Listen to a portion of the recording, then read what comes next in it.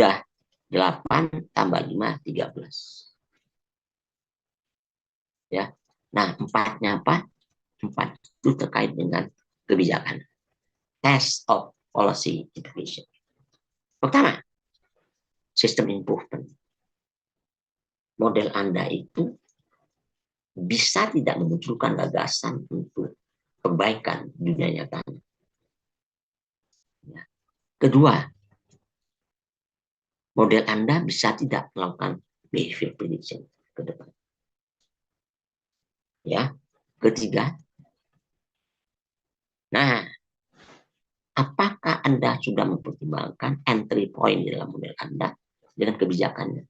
Jadi boleh jadi, ya, ada pakar-pakar dalam suatu fenomena menyatakan ada, ini bisa diubah, tapi di dalam model Anda tidak ada kemampuan untuk mengubah parameter di model Anda atau struktur yang di dunia nyata itu sudah bisa terjadi. Ya, nah, oke. Yang terakhir adalah policy sensitivity.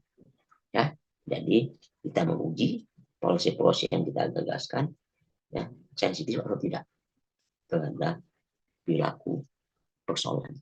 Ini ada 4, jadi 5 tambah 8, 13, tambah 4, ada 17 tes. Ya, sebagian yang sudah Anda lakukan ketika Anda membuat modelnya. Tapi ada tes yang kita harus lakukan sengaja. Ya, oke. Ya, nah, ini data. Ya, bagaimana penggunaan data dalam pemodelan sistem dynamics. Hati-hati, ya.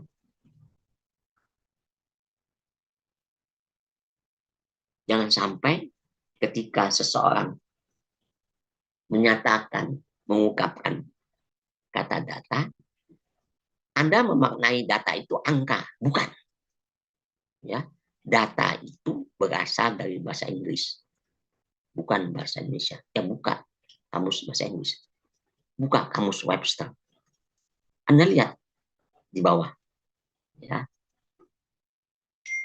Ya, jadi data itu no hint that data are restricted to numerical domain. Jadi kalau baca, ya, makna data bahasa Inggris berdasarkan kamus Webster, maka data itu jangan Anda anggap hanya menyangkut angka. No hint that data are restricted to numerical. Jadi data itu bukan angka saja, bukan. Nah, Forrester membagi data itu, coba kita lihat kamus Webster. Yang pertama adalah something that is given from being experientially encountered. Jadi, pengalaman-pengalaman seseorang yang masih ada di benak seseorang.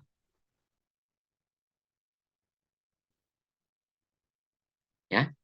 Nah, jadi Forrester menyebutnya itu adalah mental database, informasi yang masih ada di kepala seseorang, di benak seseorang, terkait dengan observasi, dengan pengalaman experience yang belum pernah ditulis. Ya, itu mental database. Ya. Nah, yang kedua, data itu menurut kamus Webster adalah material serving as a basis for discussion, inference, or determination of policy.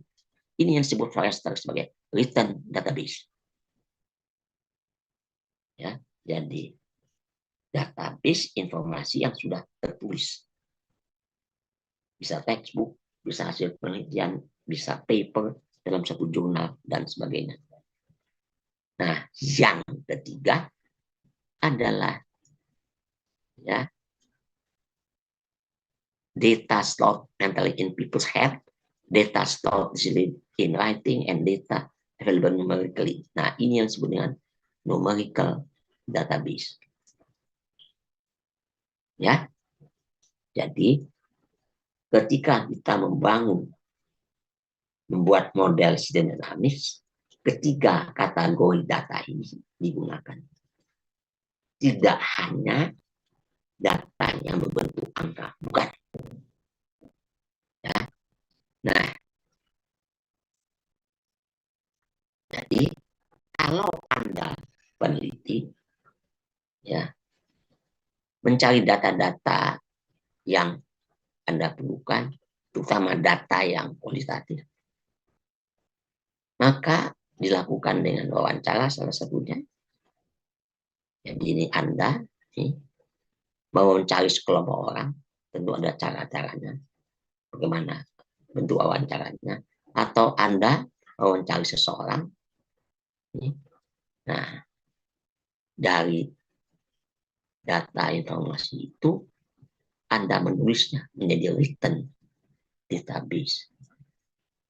Ya. Nah, karena Anda di visit, tentunya Anda sudah dapat lihat tentang bagaimana ya mengkoleksi data kualitatif, bagaimana menganalisisnya.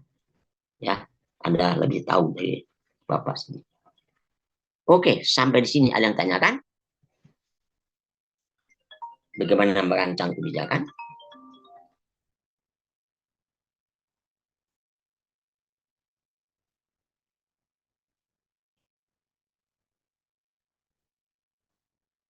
Ada? Nah, kalau tidak ada, sekarang kita lanjutkan ya dengan materi. Nah, kita buat contoh ya, merancang kebijakan. Ya, kita buka.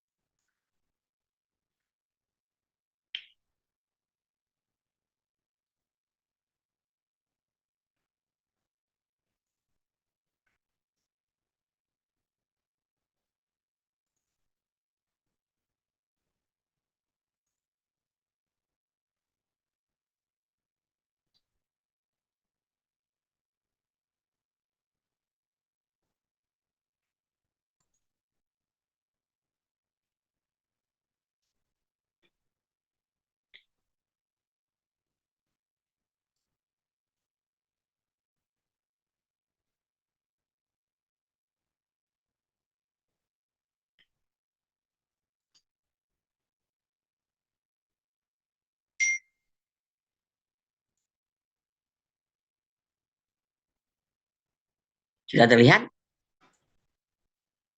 Sudah, Pak. Oke, Pak.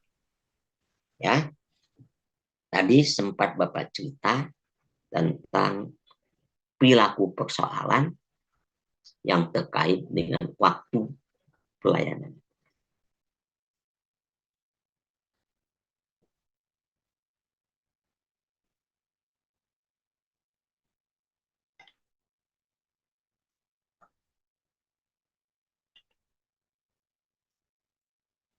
Kalau kita ikuti tadi paparan yang pertama, kita harus memulai dengan pola referensi. Ya, tapi sebelum itu kita harus membayangkan dulu ya fenomenanya itu seperti apa sih. Oke. Ya. Ambil contoh pengurusan IMB. Izin mendirikan bangunan. Ya. Anda lihat itu ya unsur-unsur yang terlibat ya dalam pengurusan IMB. Di sini ada pegawai, ya, ada peralatan. Pegawai itu punya keterampilan, punya kualitas, punya pendidikannya, ya, oke, ya. Nah, keterampilan, ya, tingkat pendidikan pegawai bersama-sama dengan peralatan yang dimiliki tentu akan menentukan produktivitas kerja pegawai ini. Apa itu produktivitas? Dalam waktu tertentu, setiap pegawai ini bisa menyelesaikan berapa dokumen. Ya, jadi dokumen per orang per hari.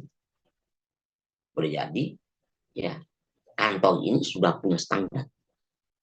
Mestinya dengan kualitas tertentu yang memadai, satu pegawai setiap hari bisa menyelesaikan 2 berkas, 2 dokumen. Ya, nah, jadi Anda bisa bayangkan. Ya, nah, inilah yang akan menentukan perilaku persoalannya. Jadi perilaku persoalannya ini Anda lihat yang biru ini adalah waktu pelayanan. Yang merah itu adalah waktu pelayanan yang dijanjikan berdasarkan peraturan perundang-undangan. Ngurus EMB itu kalau 2 dokumennya lengkap itu 5 hari. Tapi kenyataan yang terjadi yang biru tidak pernah. Ya, terus meningkat, sempat turun. Ini sempat turun, tapi kelihatan sekali waktu pelayanan meningkat. Nah, ini perilaku persoalannya. Kita tidak sukai. Jadi apa perilaku persoalannya? Ya, perilaku persoalannya adalah ini. Waktu pelayanan lebih lama dari waktu pelayanan yang dijanjikan dan bahkan terus meningkat. Ini perilaku persoalan. Nah, dari perilaku persoalan ini dia harus dikemas ya dengan pola referensi beberapa perilaku variabel atau besaran unsur yang lain. Ya, oke. Boleh jadi Anda melihat ya. Jadi intinya mengapa? Ya. Dan caranya bagaimana supaya waktu plan ini turun. Ya. Nah, ini problem behavior. Ya. Oke, sekarang lihat. Anda coba lihat ya. Perilaku unsur besaran yang lain yang boleh jadi akan membantu kita untuk memunculkan hipotesis mengapa waktu pelayanan itu meningkat. Anda lihat ya pola referensinya apa? Pertama, ya dokumen masuknya itu terus meningkat yang biru ini. Tapi yang selesai itu yang merah. Oh, ini ternyata dokumen yang selesai itu tidak pernah bisa mengikuti dokumen yang masuk. Ya pastilah. Ya, waktu pelayanan itu akan meningkat. Pasti. Ya, oke. Nah, yang kedua, kita lihat aspek tadi, produktivitas SDM-nya. Wah, ternyata SDM-nya itu setiap SDM bisa menyelesaikan 2 berkas per hari. Ya, oke. Dan menurut catatan Anda, 2 berkas per hari per pegawai ini sudah lumayan tinggi, sudah cukup produktif. Ya. Boleh jadi bukan karena ini, tapi boleh jadi ya kantor Anda itu memperlihatkan produktivitas yang terus menurun. Jadi boleh jadi waktu pelayanan yang meningkat itu karena produktivitas yang menurun. Tapi dalam fenomena ini produktivitasnya sudah relatif tidak berubah dan menurut Anda itu sudah cukup tinggi. Ya. Nah, yang merah itu SDM. Oh, boleh jadi SDM-nya yang kurang untuk mengantisipasi peningkatan ya dokumen yang masuk ini. Ya. Nah, jadi setidak-tidaknya kita bisa menggagaskan dinamika hipotesisnya dari pola referensi ini. Ya, oke. Nah, kita mulai dengan mencari strukturnya. Ya, ya, itu dokumen masuk. Ya, satuannya berkas per hari. Kemana masuknya? Ya, tentu ke dokumen dalam proses. Tetapi ketika kita memodelkan waktu pelayanan ini, sudah ada informasi bagi masyarakat yang ingin menguruskan IMB-nya itu, bahwa dia lihat peraturan perundang-undangan yang ada, dia lihat papan pengumuman sebagainya, bahwa waktu pelayanannya itu 5 hari. Itu disebut waktu pelayanan yang dijanjikan. Ya, oke, ada unsur itu. Nah, kemana dokumen yang masuk itu? Dokumennya masuk ke dalam proses kayak tadi ya, SDM yang mengerjakan. Ya, oke. Nah, ada dokumen yang selesai. Ya, ada yang masuk berkas per hari, ada yang selesai berkas per hari, dia berakumulasi dalam dokumen dalam proses. Nah, oke. Nah, secara sederhana, dokumen dalam proses itu, kalau kita bagi dengan dokumen yang selesai, itu adalah secara kasar menyatakan waktu pelayanan.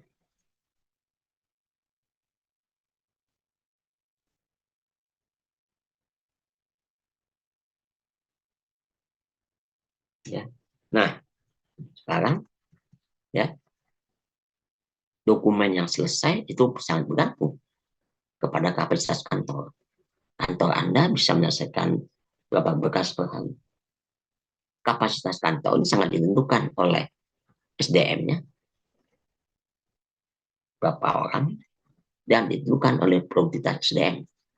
Ya, setiap orang bisa menyelesaikan berapa berkas per hari. Itu produktivitas. Jadi, dari gambar sederhana ini, bisa saja Anda munculkan hipotesis.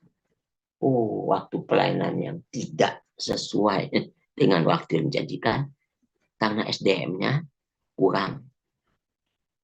Sementara kita anggap sudahlah produktivitas sudah tidak bukan sudah cukup tinggi. Jadi boleh jadi penyebabnya adalah SDM-nya kurang. Artinya keputusan menambah SDM boleh jadi salah. Ya, sehingga waktu pelayanan ini tidak sama persis dengan waktu pelayanan yang dijanjikan. Ya, oke. Ya, nah kalau kita ingin mengubah jumlah SDM-nya, pasti ada keputusan penambahan atau pengurangan SDM. Jadi, oke, keputusan penambahan pengurangan SDM itu yang salah. Jadi dengan asumsi bahwa produktivitas SDM-nya sudah tinggi, ya tidak menurun, kita tidak ngutang-atik itu, maka kemungkinan dari struktur yang sederhana ini, mengapa waktu pelayanan terus meningkat adalah keputusan menambah atau mengurangi SDM yang salah. Ya, jelas ya. Oke. Ya, nah ini epidemic hypotesisnya. Ya, nah coba kita sekarang. Ya, oke. Ya, tadi itu tanda-tandanya. Ya, polarisasinya. Nah, sekarang tampak lebih jelas bahwa mestinya ya, masih ingat bagaimana keputusan itu dibuat. Keputusan itu dibuat untuk mengubah satu keadaan actual state agar menuju goalnya, desired-nya. Dari dua informasi ini dengan informasi yang lain, menggunakan satu kaidah, dibuatlah keputusan. Jadi, ya,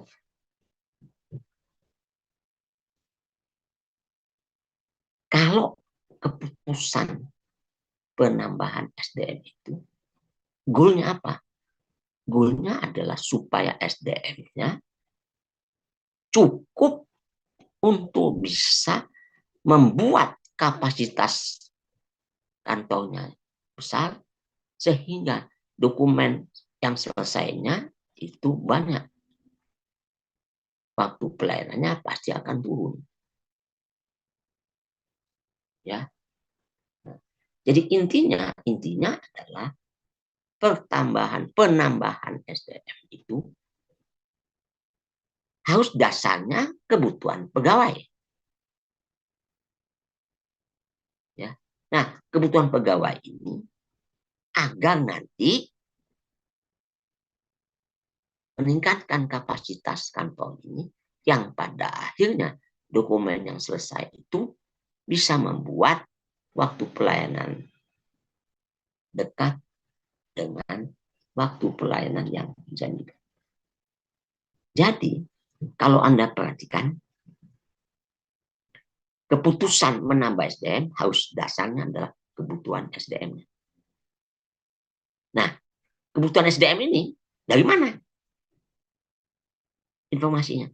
Dari berapa banyak dokumen yang harus diselesaikan. Oke. Nah, kalau kita berpikir seperti itu, maka waktu pelayanan ini pasti akan digunakan. Ya. Jadi kalau kita bagi dokumen dalam proses dengan waktu pelayanan yang dijanjikan, itu memunculkan dokumen yang harus diselesaikan agar supaya waktu pelayanannya mendekati waktu pelayanan yang dijanjikan. Nah, dari dokumen yang harus diselesaikan inilah, dengan mempertimbangkan produktivitas SDM, kita pasti akan tahu kebutuhan SDM. Nah, kalau kebutuhan SDM-nya sudah kita ketahui, maka bisa kita lakukan suatu keputusan untuk menambah SDM berapa banyak dan seterusnya.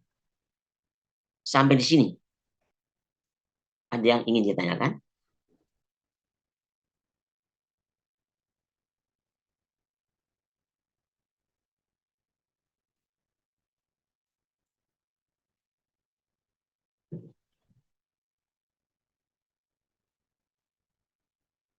Nah, kalau tidak ada, ya, mana yang level?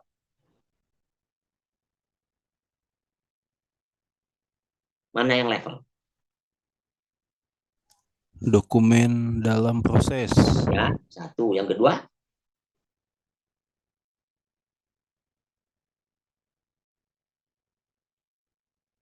Yang kedua? Kapasitas kantor mungkin, Pak. Nah, Kapasitas kantor mungkin. kalau di sini bukan. Tapi bisa saja untuk model yang lain, kapasitas kantor itu satu level bisa. Tapi di sini tidak. Mana yang kedua levelnya? SDM-nya. Ya. Nah, jadi kalau Anda buat stock view diagramnya, ya, nanti hipotesis dinamisnya kita lihat ya. Apa hipotesis dinamisnya? Ya, pertama, SDM kurang, tidak mengikuti perkembangan dokumen masuk, perlu ditambah. Tapi ditambahnya berapa banyak? Nah, lihat. Ya, kalau Anda buat, ingat tadi, ada kebijakannya, ya, menambah pegawai. Tapi berapa banyak? Ya, harus terjawab. Oke. Nah, produktivitas SDM tetap mungkin perlu ditingkatkan, tapi dalam kasus ini nggak apa-apa tetapnya, tapi sudah tinggi, ya sudah. Ya. Jadi kalau kita yakin bahwa produktivitas SDM sudah tinggi, yang dia tetap, artinya persoalannya adalah di pertambahan pegawai. Ya, ini hipotesis. Ya. Oke.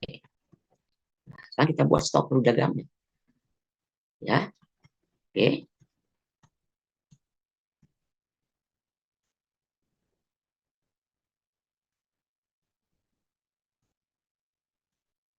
Nah, ini Bisa? Lihat.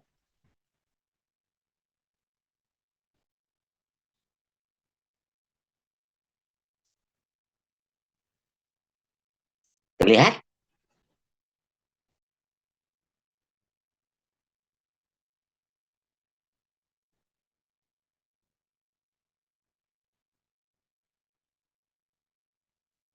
Sudah? Terlihat? Oke. Sekarang buka Vensim. Ya, tadi urutannya, strukturnya kita buat, kita bereksperimen simulasi. Ya, apa betul karena keputusan penambahan SDM ini yang salah sehingga waktu pelayanan ini tidak pernah sama dengan waktu pelayanan yang dijanjikan, malah terus meningkat. Ya, oke, ya. Jadi dilihat-lihat ada level dokumen dalam proses, ada SDM. Ya, oke, Bapak tutup ini.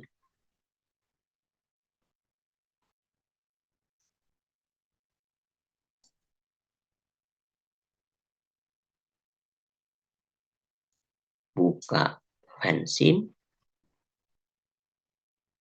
Vensimnya.